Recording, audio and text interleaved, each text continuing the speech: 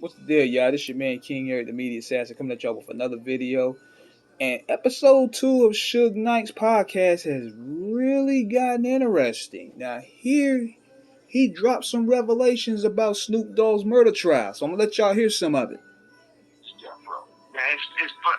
So what you mean when you say? This is Dave May. What you mean when you say that he'd still be in prison? Because when Snoop got convicted for the murder, Snoop Doggy Dogg, a judge in Los Angeles refused today to drop murder charges against him.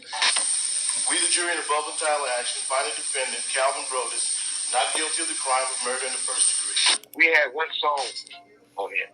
We did a video shoot in Long Beach.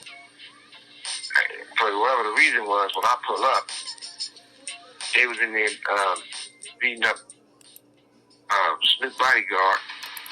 A guy named Lee was jumping on him and Snoop. I go in and get on the dude, choke him out and get him off from the whole nine. Then another guy from his neighborhood. So when that took place, they said, "You got to be standing up. You can't be no punk." They pull up their apartment. There's 4 guys in the car. It's Snoop. It's Lil Style. It's Malik. I think it was Sean Dog. Yeah, it was. Got put up a gang sign to them. They start chasing them in the Jeep I got. They shoot. They said he hit the ground and booked him. And the guy got shot in his ass, ricocheted up and killed. Right? So now they got a warrant for looking for him. Naturally, who the first person they call, who then say, "Oh, I don't want to get involved with that," but that's murder after the fact. The motherfucker dove in and took care of business. When he got David Kenner, Don Ray, and Johnny Cochran to represent all these guys. I got him a hotel room, and they was all in the room.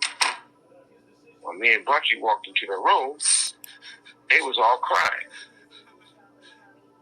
Why everybody so sad with watery eyes? They said, if he getting life, we can't beat this case. I said, why? The lawyer said, well, the bodyguard has a 9mm, so we can't say he protected Snoop and shot the guy. Snoop had a 380. I said, that's not a problem. I said, we'll be fucked if the bodyguard had a 380 and Snoop had a 9mm and he got shot with a 380. Right? He got shot with a 9mm. I said, the bodyguard had a 380 and Snoop had a 9mm and the guy got shot with a 9mm, we fucked. But since Snoop had the 380 and the bodyguard had a 9 and he got shot with a 380, that's all the bodyguard got to say is he was using 380 bullets in his 9mm. They said, man, you're a genius. You should be a lawyer. So I got Johnny Cochran to represent somebody. I got David Kenner to represent somebody. I got Don Ray to represent somebody. Wow. Now, in between time that this going on, one of Snoop guys, I ain't going to say no name, and Snoop knows this, he wanted a few dollars. So since he says he didn't give the guy the money, he called the DA. The DA put him with the PI. The PI met with him, and he told him the motherfucking truth and gave him some evidence. So what happened, Snoop's manager at the time, she dated the police. The police knew the PI for the DA. They was willing to talk to me because they say he fucked. This guy is going to testify that Snoop the one shot the dude and killed him. He recorded him. I heard it for myself. The guy wanted to play ball. He got some bread. He destroyed the tape. And that's one of the things. But the most important thing, from Interscope, from everyone else that was in the business, told me do not waste $1 on that. I spent $6 million on that case to make sure he didn't get life in prison. Every day Snoop went to trial, and those guys had to come testify against him.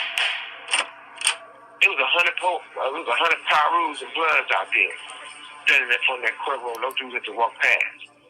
So, for me to make sure this guy put my own freedom in stake, to make sure this guy don't be in prison, to go back and partner up with Michael Harris, who committed fraud against me, and a lie said they're going to try to take death row, which is not true, but even if it was, you supposed to try to get it back to the rightful owner.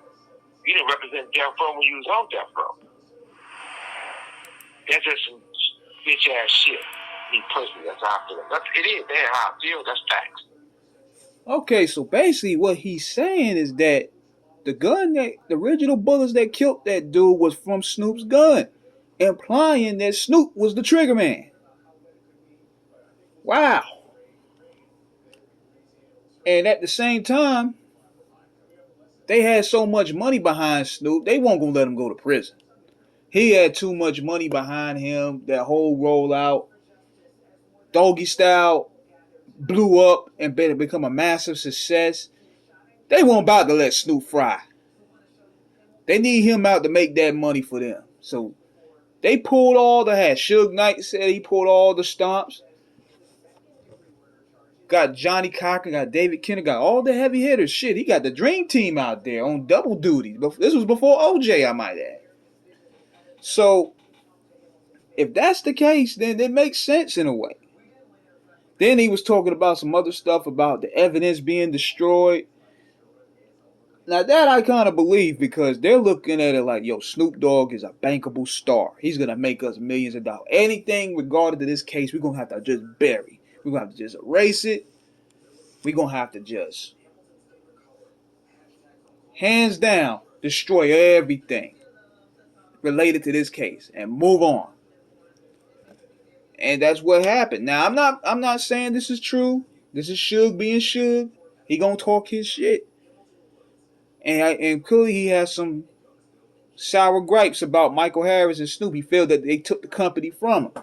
But I want to know what you guys think about this. Is Suge Knight lying? Do you think he's lying? Do you think he's telling the truth? Let me know. Holla.